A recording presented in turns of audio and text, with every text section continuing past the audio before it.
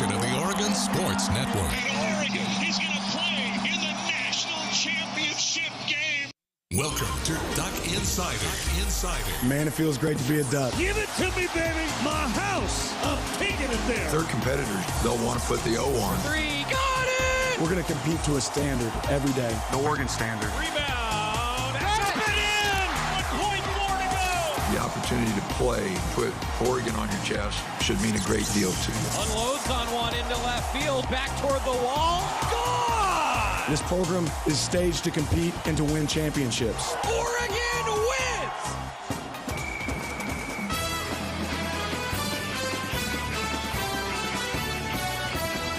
This is Duck Insider on the Oregon Sports Network from Learfield, presented by On Point Community Credit Union. Better banking, local solutions. Live from the Country Financial Studio, let's talk Oregon athletics.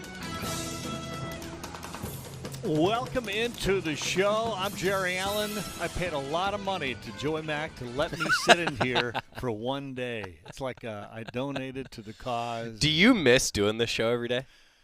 I do and I don't. Yeah. Because there's a lot of work involved. I don't think people understand how much effort and time goes into doing this, what you do every day. Well, I got here 10 minutes ago, so. It was kind of nice. Scott, Ryan, what work? Yeah, no.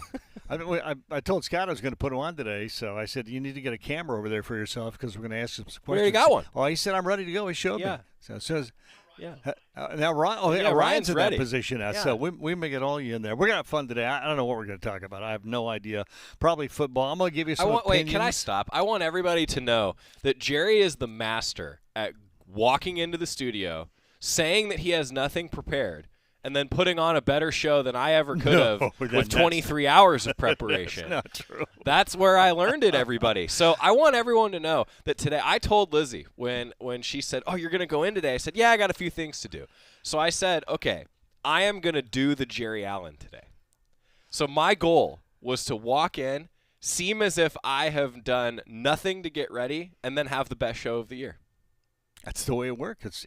But see, it's easier for you to do that because you have what I call a photographic memory. No. It's not that, but it's very near that. But my memory is I have a negative memory. It's really, there's no colors to it. It's just like, and it's So hard you're to colorblind? read. Yeah. No, I'm not, but I wish I was. No, I don't. No, I don't really want. no idea what he's just saying. Yeah, no, I just say. Can I have the flag today? Thank you. Oh, That's great. that's not a good thing. I appreciate we that. have Thank you, Ryan. Well, we're gonna talk about college football in a different way a little bit today, Joey, because I know this realignment thing is big, and the Pac-12 and all the Pac-12 schools outside of USC and UCLA are not really talking about it because we don't know. Nobody's talking about it. It got me to thinking about how focused the college football world is on realignment and what could and what not. Then I got to thinking when I said college football world, that's not true. Yeah. It's not really true. The Power Five, the big conferences, their fans are kind of focused on that. But how many hundreds, if not thousands, of other schools that play college football, all divisions, don't care? Yeah, it's interesting because the NCAA, recently and you heard a little bit about this with Jody Sykes on the show earlier this week, with the way that the NCAA has now started to say, okay, it's going to be Division I, Division II, Division III. We already knew that, but now there's sort of like clear outlines with the new Constitution, and they're still going through and revising all these things. It's interesting, like, do fans at, for example, do fans at Eastern Washington, are they thinking about it as much? Right, because Eastern Washington's on Oregon's schedule this year. Yeah. Are they thinking about it as much? I don't know. We'll have to ask our colleagues that. Like, hey, so is it coming up? For North Dakota State?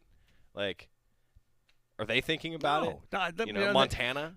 How about the Linfields, the Southern Oregon State colleges, the Yeah, Western Oregon, Portland Oregon State. Tech. Yeah, I mean, yeah. I don't know. It's so we get so focused on thinking that what we're involved in, everybody's involved in. It's really not true. Do you think that this time in college athletics is at all similar to the last time the realignment all happened? Because I remember, so I was not in this position when that happened, right? Like when it was, could it be the Pac-16? You know, like I only remember that being a thing that you watched on SportsCenter, and sometimes it came up on local news. But I was a fan only at that point. Was it similar to this? Like, did it feel similar when it was like, oh, things could change and realignment? And it seems like this comes in cycles. Well, I think it does come in cycles, but I don't think that then people were as concerned or worried about what might happen because everything seemed sort of like, oh, that's cool. Oh, if that happened, that'd be all right. Yeah. Now it's like, oh, no, what's going to happen? So it's kind of two different situations. So social media wasn't what it is now. Big part of it, yeah. Right? And so, like, when did you hear that Colorado and Utah were going to be added to the conference? Was it when the conference announced it?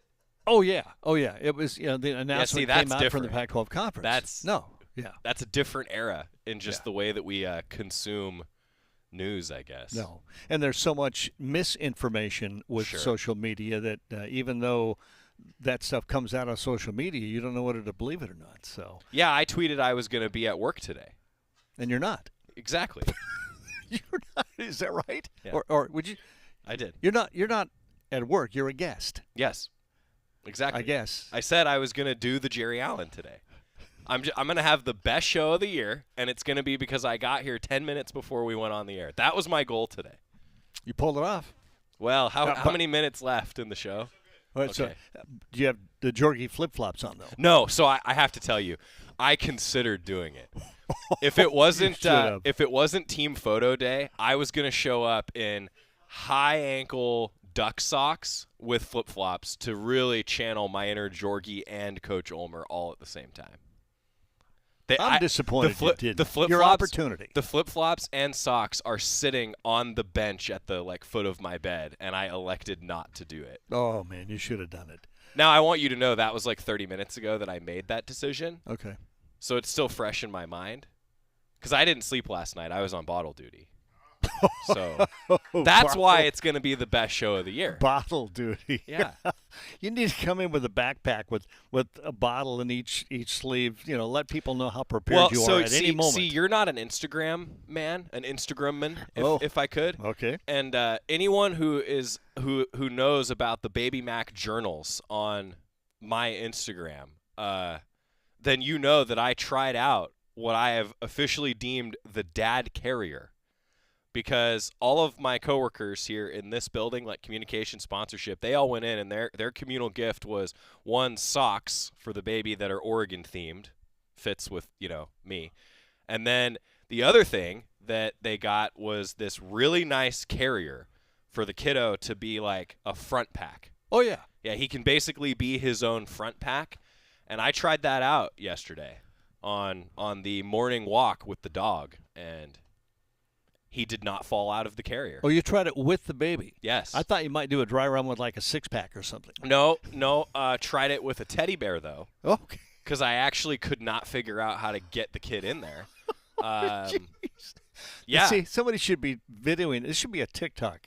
Well, that's essentially what it was. Okay. So I've been doing this as really a self-deprecating, humor. And so Jordan and Ryan were talking yesterday about how it is a prerequisite to work with our crew on the Oregon Sports Network that you have to be self-deprecating. Tracks. Yeah, it's real. Yeah. It's a real thing. No. Do you think that when you wrote the job description for my original job, did you write in there that you have to have self-deprecating humor, your name has to start with a J, and it has to end with an E sound? Like, was that in the job description? I wish I would have. I wish I could say, yeah, there's no doubt. Yeah. I always thought that maybe he wrote the job description because he really wanted to hire me, but now I'm realizing that was not the case. We joked that your name always had to start with a J. Joe Jansante. Right. Jill. Jill. Yeah, Jill. Oh, yeah. We all had. That's crazy. Yeah. And then Terry ends with an E sound. Yeah. That's a stretch. That's reaching. We could call Jorgie Mikey. Have you ever tried that out on the air? Mikey Jorgensen. I bet he wouldn't like that. Sorry, Jorgie. No. That one's not going to It's amazing how times have changed, though. When I had my children, there was no social media, so couldn't anybody know. And I was doing a morning show in at 5 in the morning. So I was with my wife at the hospital while she was in labor. And then I think one of our children was born 5:30 or 5 o'clock in the morning, so it was like, hi, good to see you, kid. Touch him, and raced down to the radio station, which was probably 5 blocks away, and went on the air. Told everybody, hey, I just had a baby. Well, actually, my wife did, but we're, and that's how we told the world. We didn't have social media. So I got told by a few different people that it wasn't that long ago, relatively speaking, that it would have been expected for me to be on the golf course with a cigar the afternoon that my son was born. And see, so Scott said 1950s. I heard that from someone who had children in the 80s and 90s. So maybe I did this wrong. I really don't know. I think Lizzie would have killed me. Yeah, well, I would too. No, you don't want to do that. That's. Did you do that? No, I didn't do that. Oh, okay. I raced back home or up to the hospital as fast as I could to be with my wife and help her, and that's what you do. You don't go out and go, hey, raise one for my kid. Boy, I hope she's feeling better. Yeah. No, you don't do that. Well, that's what I thought too, but I heard that joke from a number That's of funny. people. That is funny. Actually. That's great. I love talking about children. I mean, the coaching staff, it's a very young coaching staff. So there are a lot of children. Some of the wives have them out there watching practice. Which is really cool, by the way. It's just really cool. So it's fun talking about that aspect of it. We're going to talk a little bit today, looking ahead. Volleyball is getting going. They've got a tournament this weekend. And soccer. They had a kind of a tough start to the season. First one didn't go. Well, I don't know. Talking with Coach Abel, I felt like the first one went okay. Got the win, but then against the Dons, it kind of had to muscle their way to a draw. And if Leah Freeman isn't the goalkeeper for Oregon soccer, it probably would have been a loss. But, she might be the best goalkeeper in the conference, probably on the West Coast. Oh, yeah. Pretty good. But I'm curious how it goes against the Zags in particular. Anytime Oregon and Gonzaga play, it's kind of fun. No, I was talking more about the start of the season, the exhibition cancellation. Oh, didn't true. go well. That's a part of it. Yeah, true. So we'll do that. Also, going to get into Georgia a little bit and talk about who they bring back, who they lose. Generally, offense and defense. What kind of a team is Oregon getting ready to face? Because we haven't talked about that a whole lot. Oregon, I tell you what, Joe, has practiced today, and this team is getting better. They're polishing up. This is day one. This is the Monday of a practice week because they travel on Thursday. So it just feels different out there. Yeah, it's interesting hearing Coach Lanning earlier talking about how they're going to still focus on them, and then they kind of make that transition to a traditional game week. I was interested to see the schedule to basically know that they're going to get a few bonus practices, right? Because they're going to practice out in Georgia and they're going to travel that day earlier to get used to the time change, you get a few extra bonus practices. But I say all that, that's not unusual. Normally there's a few extra practices focusing on the opposition for week one, right? That's normal at the end of fall camp. But I feel like once you see those red jerseys go on that aren't the non-contact jerseys that quarterbacks wear, I'm talking like scout team uniforms, are they going to be red or are they going to be white for Georgia? Do we know yet? Yeah, they're doing scout team now and no color changes.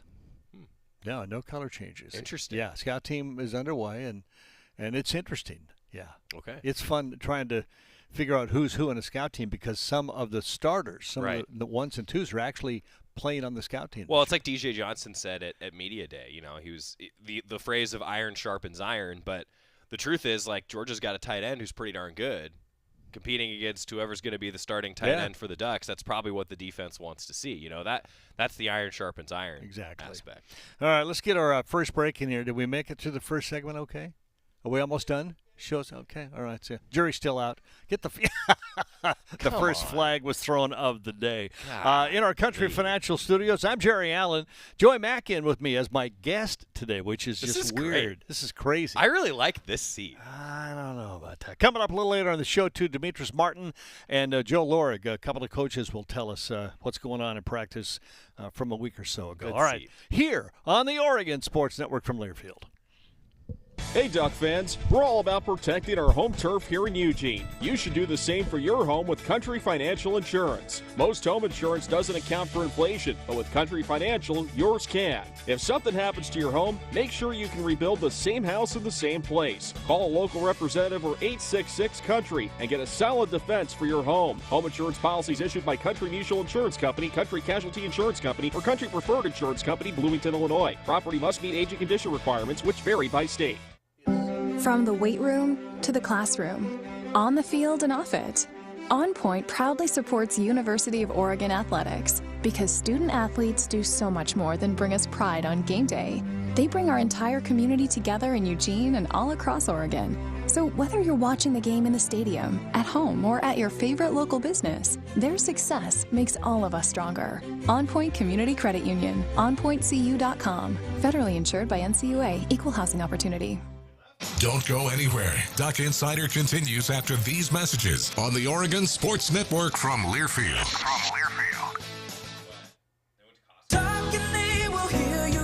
We all want our kids to grow up safe and healthy, so we show them how.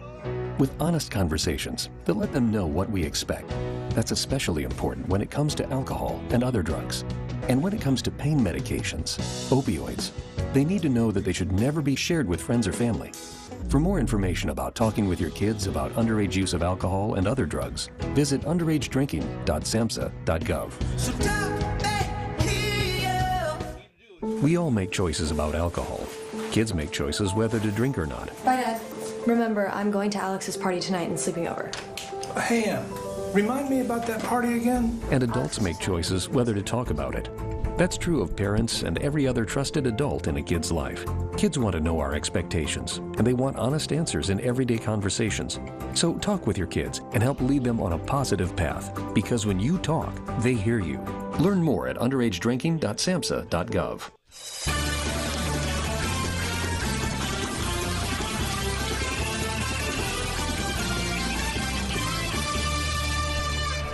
Welcome back inside our Country Financial Studios. Jerry Allen and Joy Mack. Can you get it so you can see that? Hi, kid. Hi, kid. Is he watching? Well, probably. Apparently, it's like wrong that I call him kid. Someone said that to me, like, well, why use his name? And I was like, well, but hey, kid. My wife's a teacher. She gets hey, teacher all the time. No. Who writes these stories or books or rules about how to raise children? The same people that write the unwritten rules about baseball. There's a lot of, unwritten rules that some people get angry about, I feel like. I've learned that in the first 12 days of his life. Oh, you have a whole lot more to learn, my friend. Yeah. I'm looking forward to all of it, too. Yeah, talking about baseball. We were talking about this before you came in, about being from the old school and some of the new things, analytics. Scott was saying the analytics are too much. But I'm simply a guy that says, if you're a shortstop, play shortstop. Don't play second base. I hate this shift. Okay, let's start. I wasn't going to go there. We're into baseball. Hit the ball where the defender ain't. I know. That's the argument. I don't want to hear it. It's crazy. Hey, did you see the Little Leaguer get tagged out at third base? No. After hitting a triple? No. Oh, my gosh. I wish we had the video. Little League World Series. Yeah. Kid hits a triple. Oregon didn't make it, so I stopped watching. Okay. Slides into third base. He's got his knee on the bag, one left foot off. His third base coach is down on his knees going, yeah, yeah. And the kid's celebrating. Third baseman, standing behind him, has got the ball in his glove. As soon as the kid lifts his knee up to stand up, he's off the bag, tags him out.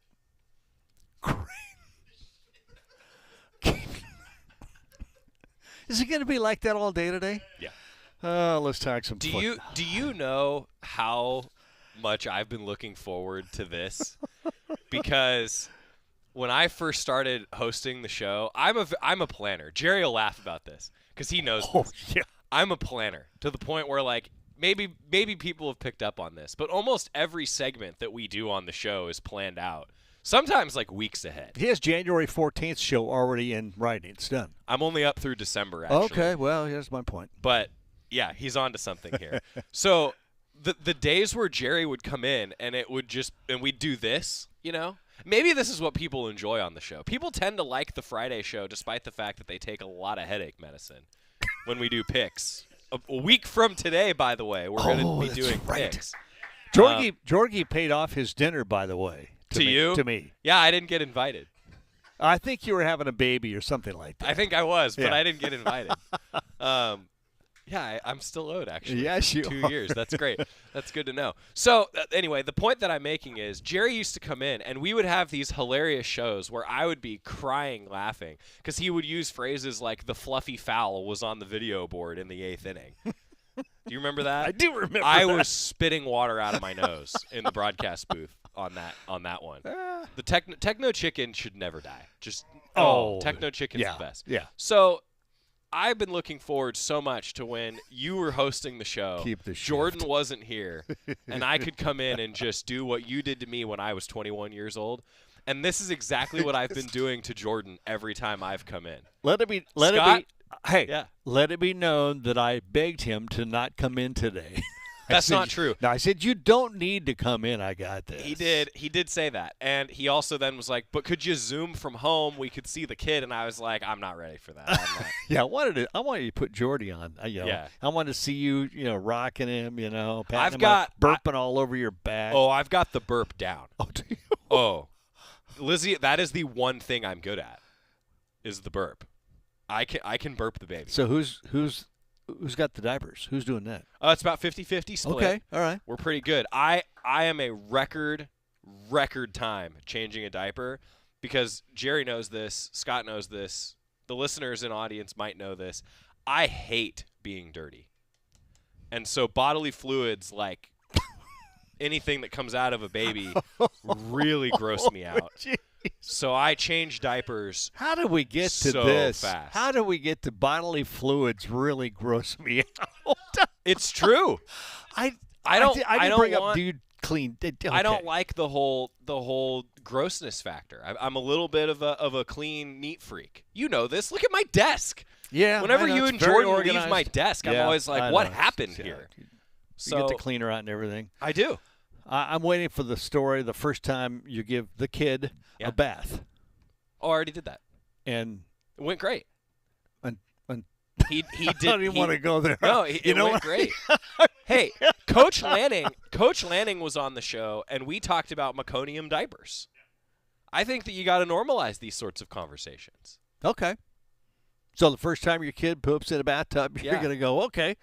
Okay, oh, no. Lizzie! Okay, so one, she is already amazing, and she would, because she loves me, I think, she would be like, it's okay, I got this. You pick him up, I got this. Because she knows how mortified I would be. That's wives, though. Wives it is. Yeah. Second, yes, we would dip that thing in sanitizer so fast that it'd be fine. Not him. I should clarify. All of the baby bath materials. We dip that thing. Dip that thing in the sand. Duck Insider today, everybody. Oh. Do you? Okay, but I just want to know. You remember Jerry used to do this to me all the time. Just completely derail it. And that's what it's for. Meanwhile, back at the ranch, the cattle were coming through the yard, and the barn doors were open, and the tornado was spinning, and hay was in the air, and we decided to take another break. I'm almost afraid to see what you're writing right now. But when we do come back, we're going to hear from our coaches talk about this team getting ready to go to play Georgia. The Bulldogs leaving, a week from today, we'll be in Georgia. We'll be in, maybe. I think we can get a vote on that, huh? Let's do that after we come back on the Oregon Sports Network from Learfield. Now's the time to visit your local Toyota dealer and find yourself in a stylish and fuel-saving RAV4, Corolla, or Camry. Or climb behind the wheel of the rugged Tundra, Tacoma, and more. Toyota's national sales event is on. Toyota, let's go places. At Shadow Hills Country Club, our all-inclusive event pricing allows us to take care of all of the details while you enjoy your event. Our wedding garden, expansive grounds, ballroom, and meeting rooms can accommodate any size event and come complete with full catering and service staff. From weddings to business and social events, Shadow Hills offers the benefits of a resort atmosphere and the peace of a country setting just minutes from downtown Eugene. For more details, call us today or go to shadowhillsevents.com.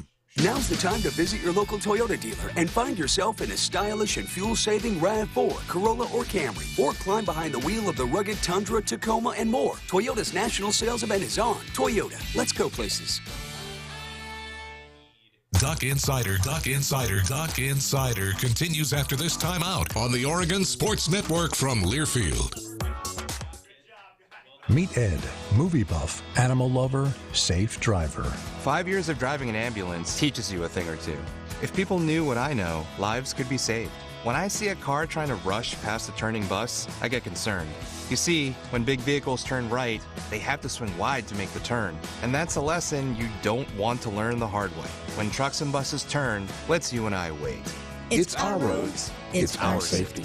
Visit www.sharetheroadsafely.gov.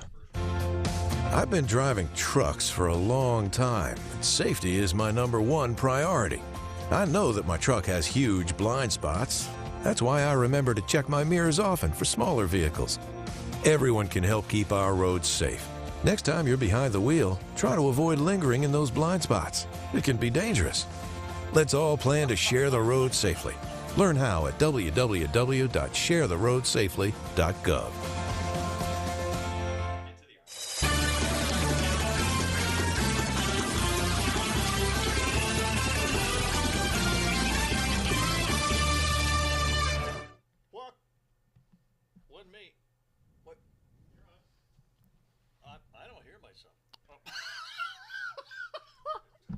Can you guys believe this?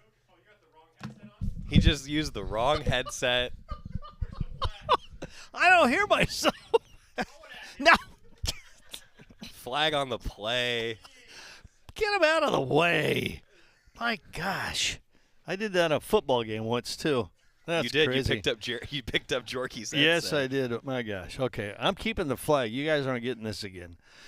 Okay, where were we? Football. Thank you. There's a game coming up. By the way, back in the Country Financial Studios, I'm going to talk about the defense a little bit. We're going to hear from Demetrius Martin in a moment. Just looking at the list, I wrote these guys down. Now, don't be doing that, okay? That's true. We were talking about Joey a moment ago. Now, strike 2. Corners, safeties. Christian Gonzalez, a big get for Oregon from Colorado. Huge. The back end was some experience, but not much depth. That was the biggest issue, I think, and that really helps with that because he was one of the best in the Pac-12 last year, and he's going to be again this year. Honorable mention, all conference. When he was in the studio earlier this camp, he said, I'd like to be better than that. I want to be better than that. Well, one thing that stuck out to me with Christian Gonzalez was just how silent he is as a person, but how loud he is on the field. That's kind of what you want for a cornerback, right? You want somebody that can be that lockdown guy on the outside. Really great coverage skills. I got to say, I have loved watching him go against some of Oregon's receivers in practice because every time you get a man-to-man matchup, it's fun. It's fun to see a receiver try to beat a guy that's that good. Not to say that Oregon's other cornerbacks aren't great and haven't had fun encounters like that, but seeing him on the Oregon side of the field, I think, has been fun to watch in practice. There was one player in particular I remember in camp. You'll probably remember this one too, Jerry. I think we were standing next to each other where it was him and Chase Cota going deep. Yes, I do. And it was just you're watching two dudes that could have been making that play against Oregon last year, and now they're going to be able to do it for the Ducks, which is pretty cool. Yeah, you mentioned iron sharpens iron. That's exactly Cota against Gonzalez is one of those opportunities. The names, a lot of the names you're going to hit: Dante Manning back, Trikweze Bridges, Bennett Williams. Yep. Huge quarterback on that side of the ball. And a lot of these guys can be – Steve Stevens, I thought, was having a good day today. Jaleel Florence, it'd be interesting to see how much he plays. He's got a lot of talent. Yeah, Jamal Hill. So there are a number of people available. Talking about the secondary as a whole, too, because I think that versatility is going to be really important. You'll hear that from Coach Meat coming up in just a moment, Demetrius Martin. But one thing that I thought was really cool to hear, talking about one of the guys that could have a big step forward year, I think, is Brian Addison. Brian Addison's got the skill, and it was awesome, I thought, to hear Coach Lanning tell a story to the media about Taki Taimani, who is a veteran, another transfer, but is a veteran, right? And Brian Addison. Those were the two guys that were standing up in front of the team, sort of showing that leadership characteristic. And, I mean, what better guy do you want to have leading than your guy on the back end of the defense and your safety in Brian Addison? Well, we've got an opportunity here from Demetrius Martin. He's the passing game coordinator and works with the cornerbacks. And he talked about the versatility probably a week or so ago about this team. Maybe just give us an idea in camp so far. It's been nearly 3 weeks. How's Gonzo in particular looking for you guys? Gonzo's looking well. He's looking good. Just trying to make sure these guys get out the camp legs and things and such like that and get freshened up for the season opener. Trikweze was saying he's splitting time at both safety and corner with you guys. On Saturday he was posing with all you guys in the corner room. So how much is he still working with you guys at corner and what he offers to you there? Well, Coach Lanning is big on cross-training guys, getting guys to play multiple positions. So we're going to continue that trend with all the guys, working them at different spots, whether it be star, safety, boundary, post safety in the middle of the field, or at corner. What allows him to be someone who can do that in particular? Trikweze? Excuse me? What allows Trikweze to be someone who can do a little bit of cross-training? Well, most of those guys can all do it. We recruit guys to be defensive backs, not just necessarily a corner or a safety or a star. So all those guys have the qualities to be able to do that. And that can carry over even in a game? They could play maybe one series at one spot and another? Yes, sir. That's why we cross-train them, just for that situation. How has Gonzo done in terms of a leadership role, coming in kind of a veteran guy with a young group of guys out there? Big time, because they've seen the success that he's had, and we've been able to go back and reach back in the vault in the bank and show the unsuccessful times that he's had. So it's been easy to show the young guys, like, look, hard work, dedication, and technique will set you free. Is he also cross-training, or is he one of the guys who's kind of exclusively at one Well, Gonzo, he knows this defense from other positions. We've been primarily keeping him out at corner, but he gets reps in some of our drills and things and such like that at the star and stuff like that. Whether Dante Manning ends up being a starter for you, Demetrice, or just rotational, he was obviously he played quite a bit last year, but he was behind Quez, he's behind those guys. So he's going to be taking more reps this year, whether he's a starter or not. Definitely. What have you seen to make you feel confident that he can take on that bigger role and bigger workload, regardless if it's starting or not? It's a bigger workload. Yeah, his confidence. Dante Manning has a great level of confidence in his athleticism. He's played some, like you just mentioned, as far as experience and things and such like that. All those things are going to carry forward for us really big, especially being with a younger group. Who's next on that outside group, Demetrius? Because, all right, you have Gonzo, Dante, Quez, but everyone else is young. And I know the further away from the ball, the sooner you can play, theoretically. But Dan was saying on Saturday he wasn't sure if anybody has taken, that next guy role. So who is that next guy? And I would agree with that sentiment exactly. It's just the simple fact that we have a good mixture to pick from.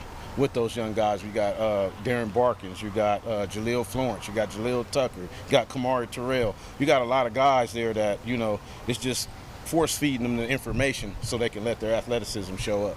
You mentioned Kamari and Terrell. How have some of those freshmen been able to adjust to this new offense or new defense and getting adjusted to college football life?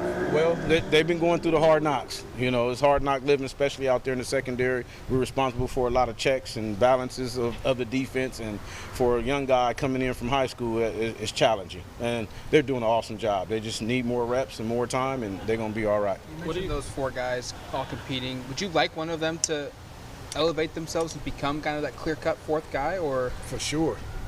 Anyone, whoever chooses they want to be that guy, let's go get it. Yeah. What is it going to take to convince you that one of those guys is that guy? Well, I guess that's all about timing and right place, right time, and all that type of stuff. When that number is called and who shows up, they've all had their negatives and they've all had their positives, both in practices and scrimmages. So we're just going to keep pushing. Jaleel Florence was able to enroll early. How much of an advantage do you think that's been for him? Huge. Kind of getting there in the early. Huge for a guy that came in early, because it's all review for him now, and it's much needed review. Those 15 practices in spring are almost like a full season in this defensive scheme. So now that he's coming back, everything is kind of slowing down to him, and it helps on the leadership aspect too, because he's able, his classmates, to show like, hey man, this is what you have to expect. I know when freshmen come in, they usually start at one position. You want to get them antiquated, situated at one spot. For Tucker and Terrell, are they at the boundary, the field? Which one are they doing? Terrell's he's kind of one doing the most of the dual training, so he's getting a lot of both in. You know what I'm saying, being that guy, and the rest of them are too, but mostly just out there at the corner. And where's Avante Dickerson fitting in at this point? He's right there too. That's one of the names I forgot to mention, but he's definitely in the mix too, right there with Barkins and the rest of those guys. The athletic traits from both Jaleel's and Kamari stand out when you look at what they ran on the 100 and all that stuff come in. Has that translated, and maybe what else other than the athleticism has come across early? Well, yeah, their length. Those guys have great length, along what you mentioned with the speed, and then they got toughness. All those guys got a uncanny knack to go put their face on the ball, so you got to like that. How much do you ascribe to that idea, Demetrice, that like I was talking about, the further away you are, you can play earlier.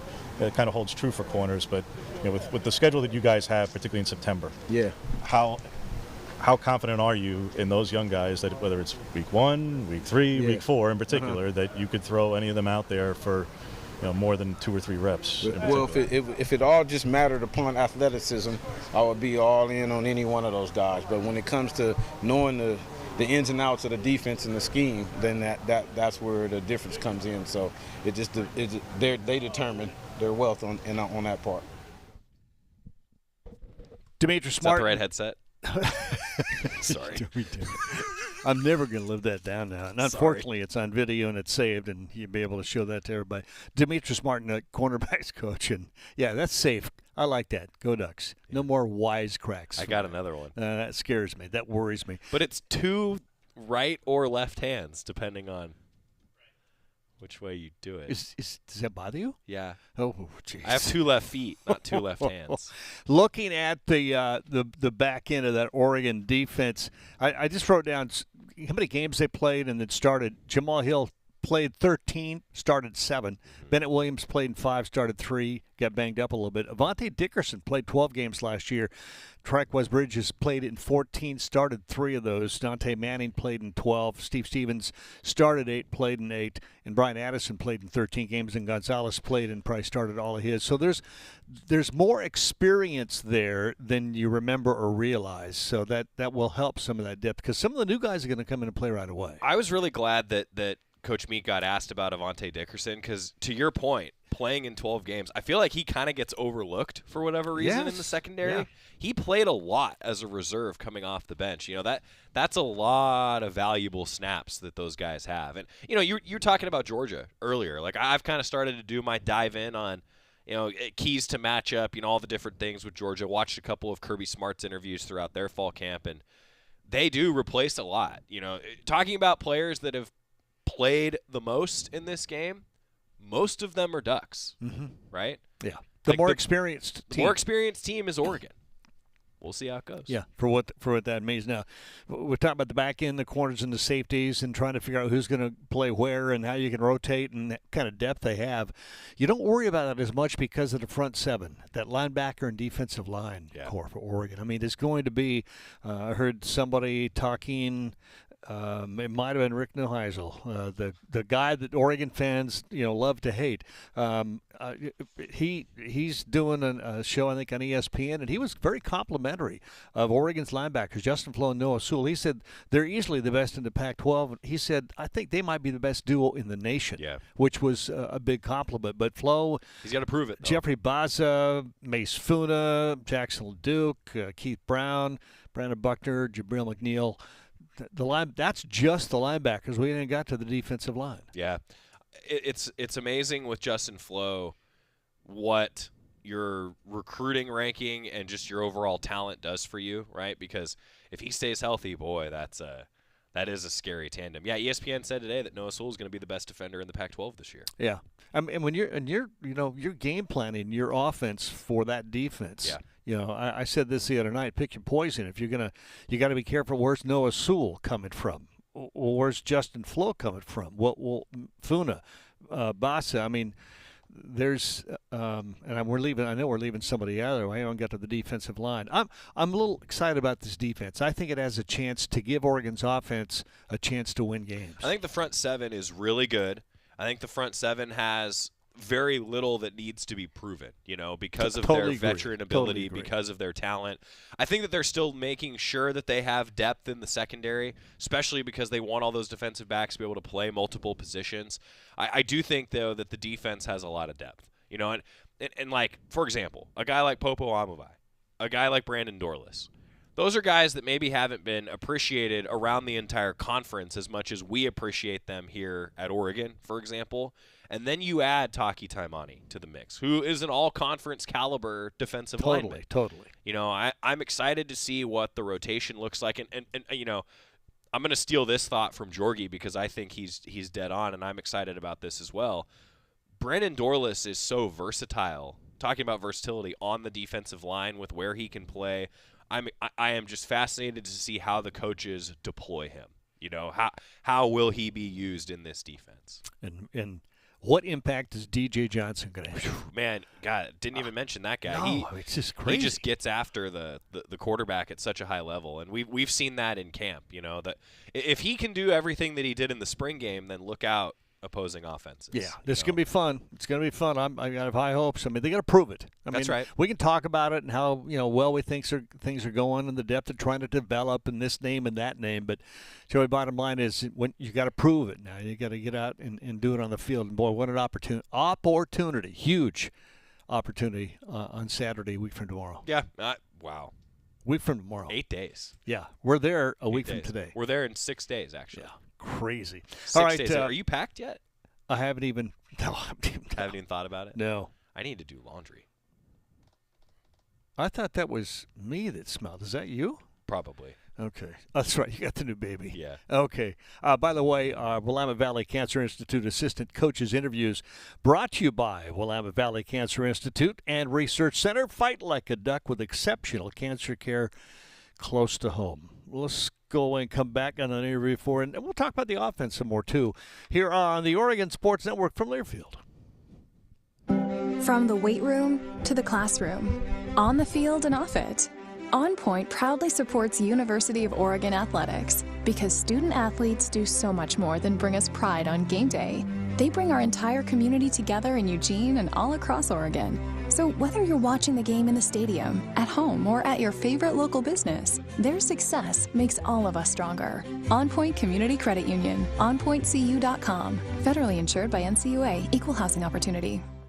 Hey Duck fans, we're all about protecting our home turf here in Eugene. You should do the same for your home with Country Financial Insurance. Most home insurance doesn't account for inflation, but with Country Financial, yours can. If something happens to your home, make sure you can rebuild the same house in the same place. Call a local representative or 866-COUNTRY and get a solid defense for your home. Home insurance policies issued by Country Mutual Insurance Company, Country Casualty Insurance Company, or Country Preferred Insurance Company, Bloomington, Illinois. Property must meet age and condition requirements, which vary by state. Duck Insider, your home for the latest news on Oregon athletics on the Oregon Sports Network from Learfield.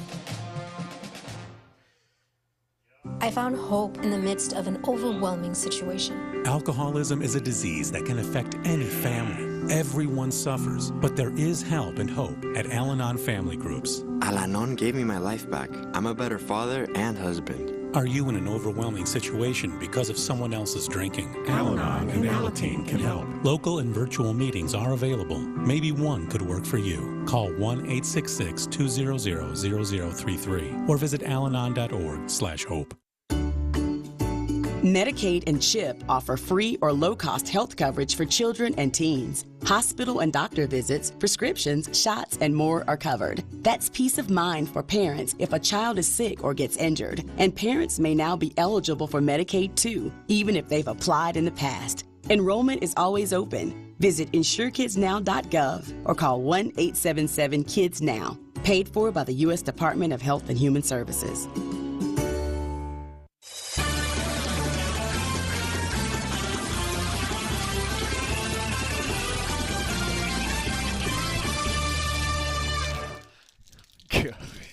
Welcome back to the Country Financial Studios.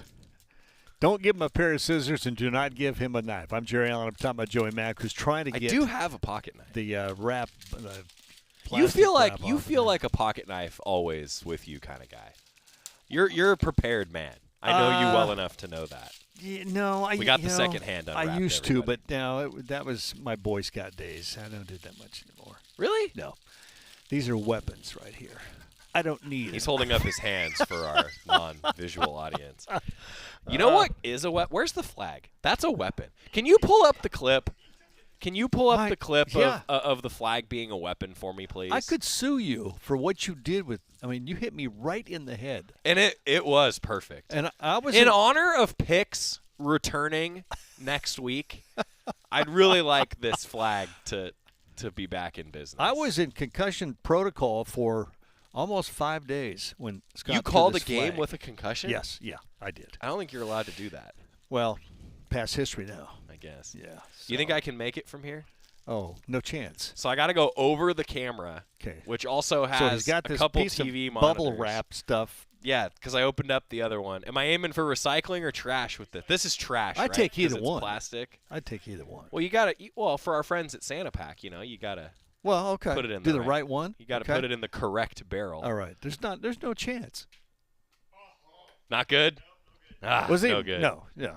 I tried to bounce it off the backboard. Playing it off the net. Before we get to our next interview, the week's women's sports schedule spotlight brought to you by Toyota. Let's Go Places. 2022 regular season begins for volleyball. The Rose City Showdown.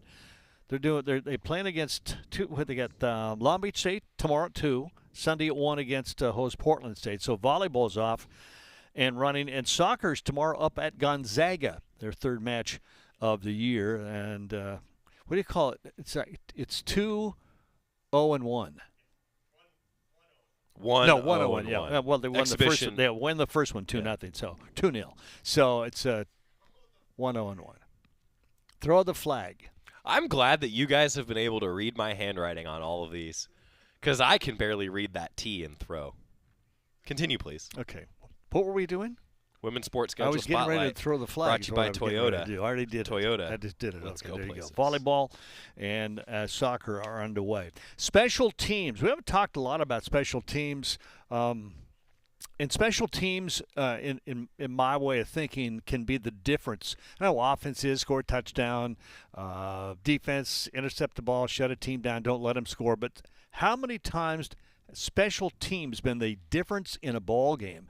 And I think of the punter flipping the field, and I talk about that a lot in games, a field goal, and these days an extra point, which is not a given anymore. It's amazing how many great kickers will have that one miss on their resume. So special teams can do it for you, or they can really put you in a bind situationally. So let's hear from Joe Lorig, special teams coordinator, and he is really working. That's one thing they have really busted their tails on in practice in the fall camp on special teams. That's kickoff return, punt, and kickoff throw. You're right. I can't read your. This is a stick figure of Scott. Throw. He's throwing the flag at a stick figure of Jerry. Okay, when we come back after this little discussion with Joe Lorig, we'll show you the shot that I took for the team. It was the shot heard around Oregon. Sort of like that. Special teams coach Joe Lorig. Coach, in the spring, you talked about how your special teams philosophy is a bit different than other people's. Just how have you seen that come to fruition here in fall camp, and how do you think you guys are performing during it? I think it's been good. You know, you never know until you play that first game. I'm been doing this long enough to know that practice matters, but certainly what we put on the field will speak for itself. How far do you think you've come since spring, just in terms of special teams progress? I think, there's just always normal development, just like you have on offense and defense. I think it's the same thing. When you first get here, you're just trying to implement the, how you do things, how you operate, and then you grow from there. Are there any parts of that where you feel, the best about how far they've come? Any specific parts of special teams? No, not necessarily. Again, I'll ask me after the first game, and I'll let you know. You also in the spring talked about wanting to bring competition in for Camden, and you did that.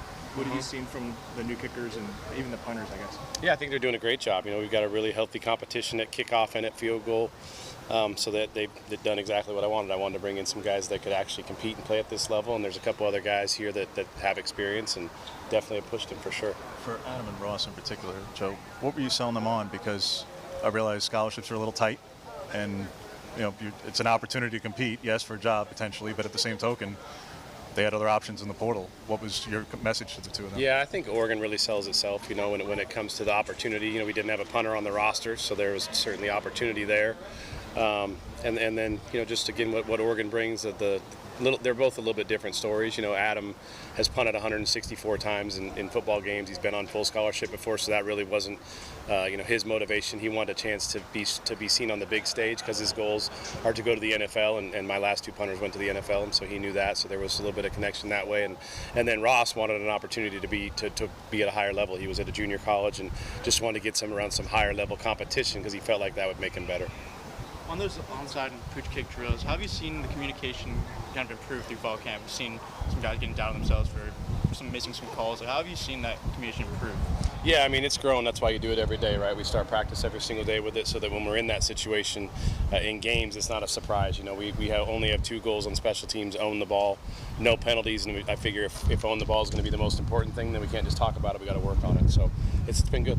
In those positional drills, you have positional coaches going out and teaching those drills. How did you divvy that up, and how did you determine this guy will do this and that guy will do that? Yeah, so it's really based on what they do on each unit. So just like offense and defense, you don't just have a defensive coordinator and then no other position coaches, right? You have a corners coach and a linebackers coach and a defensive line coach as an example. So we just do the same thing on special teams. So if we're on punt, we have a guy that's in charge of the shield. We have a guy that's in charge of the right guard, right tackle, left guard, left tackle, and so on and so forth. So it's in conjunction with the positions that they coach on those units. Where are you guys at in that kicking competition? How close are you to being able to let these guys know, like, hey, you're the starter, you're next in line? What's today? Tuesday or Wednesday? Wednesday. So probably 10 days away. What more do you need to see to make that call, Jim? I'm going to have as big of a sample size as I can before we make a decision. So more kicks, more opportunities. Kick return, punt return as well. Yeah, I really think that will be by committee. I think we've got a bunch of guys that are really capable that I'm really excited about. So yeah, not because I'm trying to hide anything, just because I think it'll be by committee. I really do. So you think you'd rotate that game by game, even kick off? Even within the game, yeah. Like who's fresh, who's the most fresh, who's hot that day, that kind of thing. I really feel like we have a number of guys in both those areas that could be pretty effective depending on the situation. Is that something you've done before?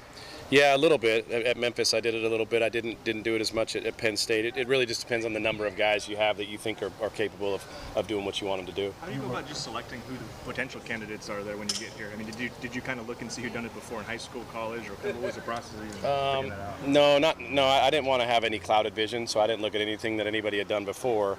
You just kind of know by the position that they play. And then talk to them. Do you guys want to return kicks? You want to return punts? And then literally the drills you guys referenced earlier, that's all charted. So every single time you catch a ball, miss a ball, don't communicate, it's all on a big chart. And then I can look at the chart and say, okay, Seven McGee is 97% own the ball. He's only had 1 drop all. I'm not saying that. I'm just saying that would be an example of one. And then if the next guy is 91% and the next guy is 82%, then I know that 97 and 91 are going to be my top 2. You know what I mean? As long as they're capable in the other areas. You worked with Dan both at Memphis and ASU. Yep. In between, he had that short stint at Bama to make that change, and obviously Sam Houston as well. How did you see the Bama experience in particular changing? Because it's only a couple of years, but you talked about that basically being like a PhD in college football.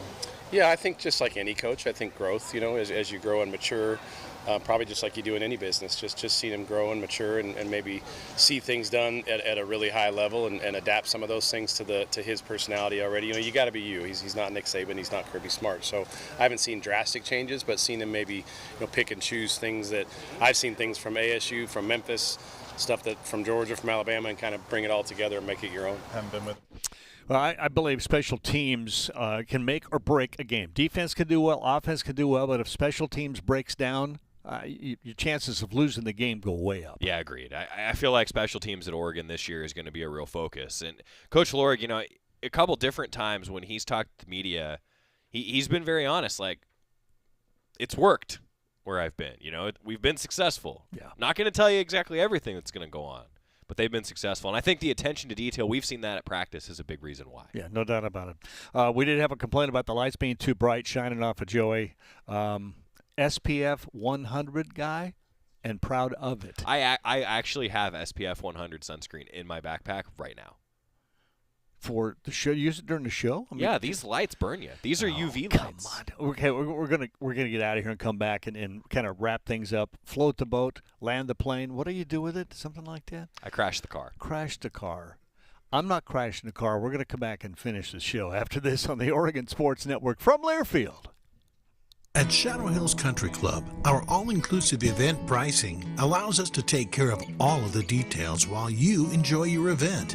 Our wedding garden, expansive grounds, ballroom, and meeting rooms can accommodate any size event and come complete with full catering and service staff. From weddings to business and social events, Shadow Hills offers the benefits of a resort atmosphere and the peace of a country setting just minutes from downtown Eugene. For more details, call us today or go to shadowhillsevents.com.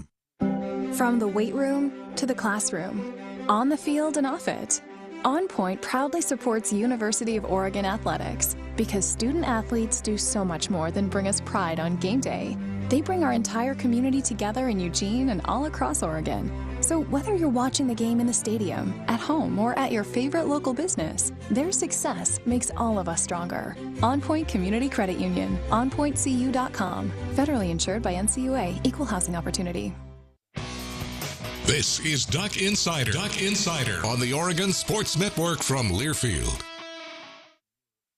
The United States Deputy Sheriff's Association is a national nonprofit and the largest non-governmental provider of services to law enforcement. The USDSA assists city, county, state, and federal agencies with free safety equipment donations and officer survival training, along with cash donations to families of law enforcement officers who perish in the line of duty, college scholarships for the children of law enforcement, a citizen awareness program, and more. For more information on the USDSA and how you can help, visit usdeputy.org. You're never completely ready to adopt a teen. For late nights writing English papers. For your teen's music taste. For dinners, where they talk more on their phone than with you. For the first time, they call you Mom. You're never completely ready to adopt a teen, and you can't imagine the reward. To learn more about adopting a teen, visit adoptuskids.org. Brought to you by the U.S. Department of Health and Human Services, Adopt U.S. Kids, and the Ad Council.